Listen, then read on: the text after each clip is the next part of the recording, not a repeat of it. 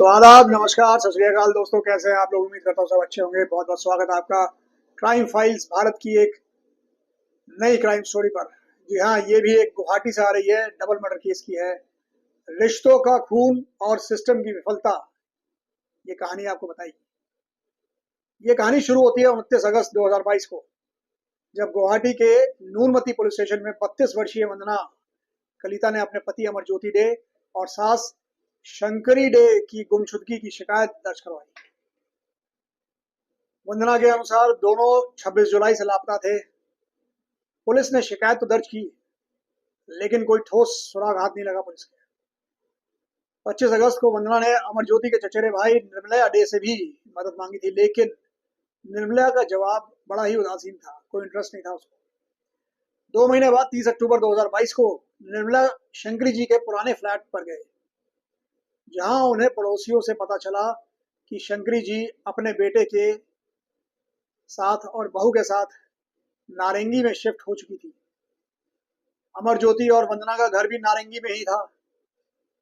जब निर्मला वहां पहुंचे तो पड़ोसियों ने बताया कि उन्होंने शंकरी जी को काफी दिनों से वहां देखा नहीं आसपास। बावजूद इसके निर्मला ने कुछ खास ध्यान नहीं दिया। 21 नवंबर को जब दोनों से कोई संपर्क नहीं हुआ निर्मला का, तब वो एक औपचारिक गुमशुदगी की शिकायत दर्ज कराने के लिए पुलिस स्टेशन चले गए। 62 वर्षीय Shankari day Assam power distribution company limited में एक रिटायर्ड ऑफिसर रही थी। उनके नाम पर गुवाहाटी में 5 फ्लैट थे जो कि किराए पे दिए हुए थे, और एक लाल गणेश इलाके में एक जॉइंट प्रॉपर्टी भी थी। मतलब जिससे उन्हें एक अच्छी खासी मानसिक, मतलब कि एक रेंटल इनकम मंथली अच्छी खासी होती थी। वंदना और निर्मला दोनों ने पुलिस को पैसों के लालच में अपहरण की आशंका जताई, लेकिन फिरौती की कोई मांग न आने के कारण पुलिस को ये पहलू कुछ पुख्ता नहीं लगा, उन्हें समझ में नहीं आया। जांच के दौरान निर्मला को पता चला कि वंदना अब खुद ही शंकर जी के फ्लैट्स का रेंट वसूल कर रही थी, और उसने हाल ही में 3 नए किराएदार टेनेंट्स को भी फ्लैट दिए थे। निर्मला ने यह बात जाकर पुलिस को बताई, लेकिन पुलिस ने ज्यादा शक नहीं किया इस बात पर, क्योंकि वंदना जो थी वो शंकरी जी की कानूनी तौर पर बहू थी, और पति व सास को ढूंढने के का वो अच्छा खासा दबाव भी पुलिस पर डाल रही थी। 14 फरवरी 2023 को वंदना ने पुलिस की निष्क्रियता के खिलाफ कमिश्नर कार्यालय में शिकायत भी की। उसी दिन निर्मला ने भी आपराधिक जांच विभाग यानी सीआईडी में एक अलग से शिकायत दर्ज करवाई।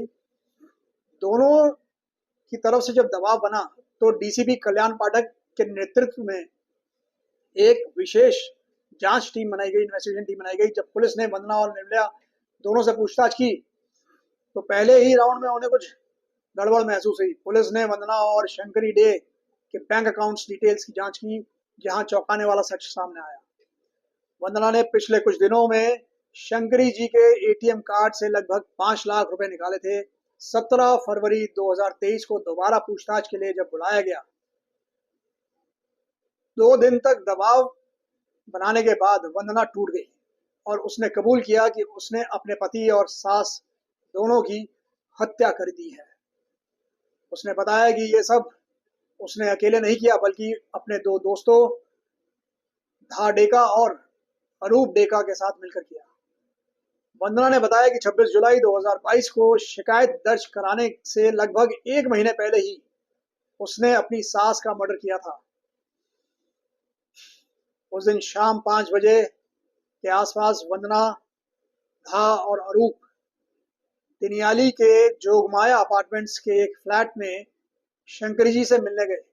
जब शंकरी जी ने दरवाजा खोला और वो टीवी देखने के लिए बैठ गई, तो वंदना ने पीछे से चुपके से आकर तकिए से शंकरी जी का मुंह दबा दिया, और दोनों आरोपियों ने शंकरी जी के पैर पकड़ लिए। शंकरी जी की सांसें बंद होने तक वंदना ने तकिया हटाया नहीं, दबाए रखा। इसके बाद उन्होंने एक बेलन उनकी गर्दन के नीचे रखा और मचेते से उनका सर काट दिया। अरूप ने शव के 3 टुकड़े किए और पॉलिथीन में पैक कर दिए।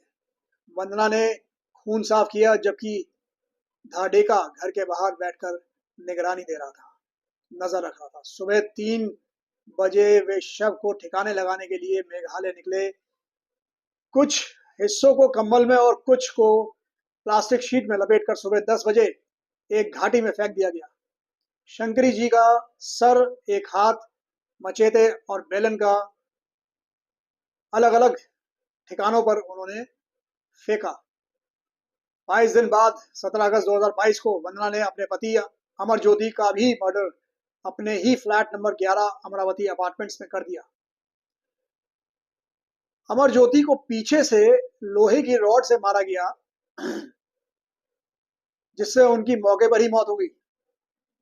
आरोप और धा ने उनके शव के 5 टुकड़े किए और अगली सुबह फिर से वही कार, वही जंगल, लेकिन इस बार वो लोग भारत और बांग्लादेश सीमा के पास के जंगलों में गए और शव को ठिकाने लगा दिया। वंदना के कबूलनामे के बाद पुलिस ने तुरंत धा को तिनसुकिया से और अरूप को खानपाड़ा से गिरफ्तार किया। दोनों ने भी पूछताछ के दौरान अपराध स्वीकार कर लिया। 19 फरवरी 2023 को पुलिस वंदना और आरोपी, इन दोनों आरोपियों को लेकर मेघालय के नोंगियात गांव गई, जहां कुछ शरीर के हिस्से बरामद हुए। हालांकि 6 महीने पुरानी बॉडी को पहचानना बहुत ही मुश्किल था। एक सफेद और लाल रंग की नाइटी के टुकड़े से ये पुष्टि की गई कि ये शंकरी जी की बॉडी है। पुलिस ने बरामद शरीर के हिस्सों को पोस्टमार्टम के लिए गुवाहाटी मेडिकल कॉलेज भेजा। उसके बाद पुलिस संदिग्धों को लेकर, जो सस्पेक्ट्स थे तीनों, इनको लेकर दाव की जंगल गई, जहां अमर ज्योति के अवशेष भी मिल गए, बॉडी पार्ट्स मिल गए।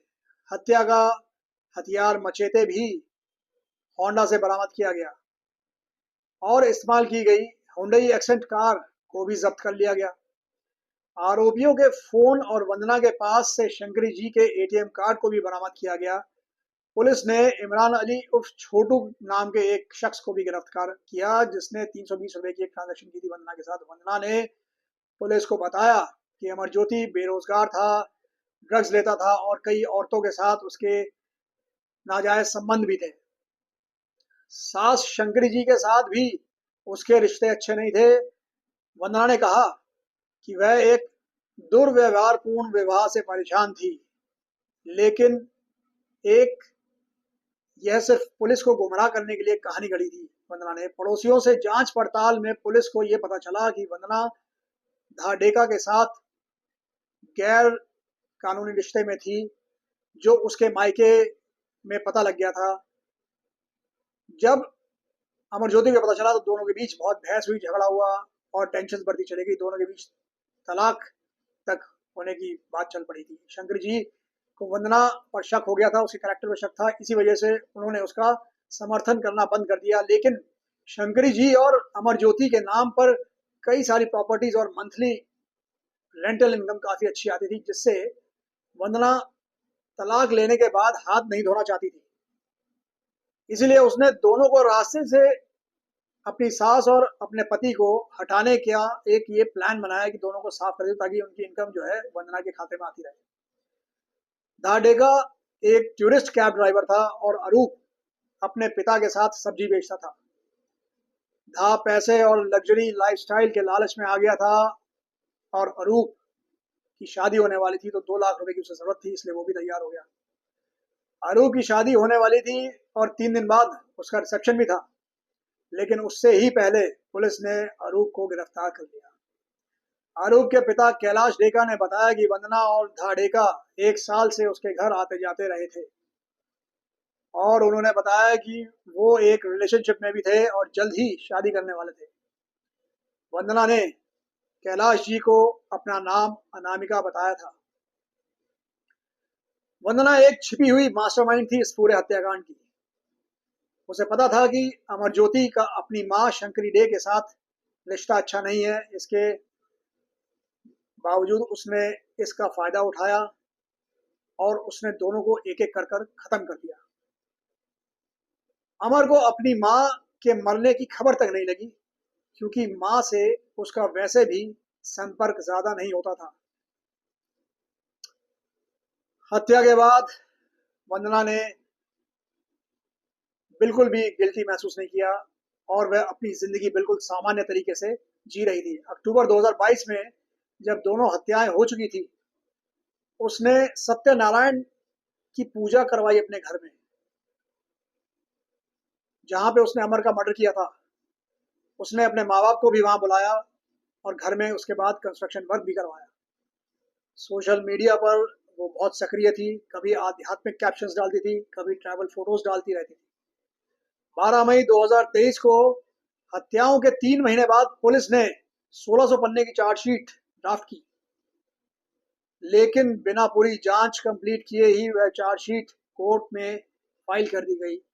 इस वजह से आरोपी को कानूनी रूप से जमानत के लिए आवेदन करने का मौका मिल गया। 17 जून को कोर्ट ने उनकी जमानत याचिका खारिज कर दी, लेकिन फॉरेंसिक रिपोर्ट डेडलाइन तक कोर्ट में नहीं पहुंची।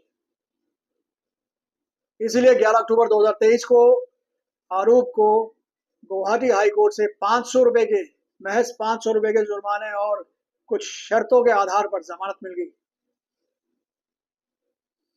इसी पैटर्न को फॉलो करते हुए 10 नवंबर 2023 को वंदना और झा को भी जमानत मिल गई। मुख्य न्यायिक मजिस्ट्रेट कोर्ट ने वंदना को कुछ शर्तें दी हैं।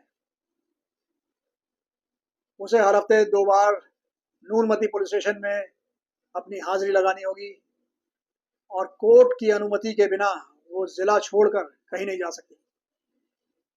ये केस अभी भी कोर्ट में लटका हुआ है।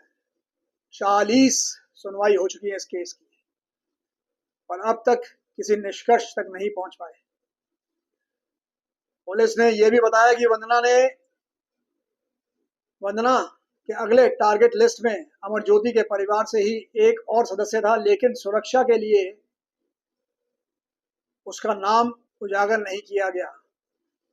सोशल मीडिया पर भी गलत सूचनाओं का बाजार गर्म था, लेकिन अगर तथ्यों पर देखें तो पुलिस की लापरवाही भी इस केस की असली विलन है।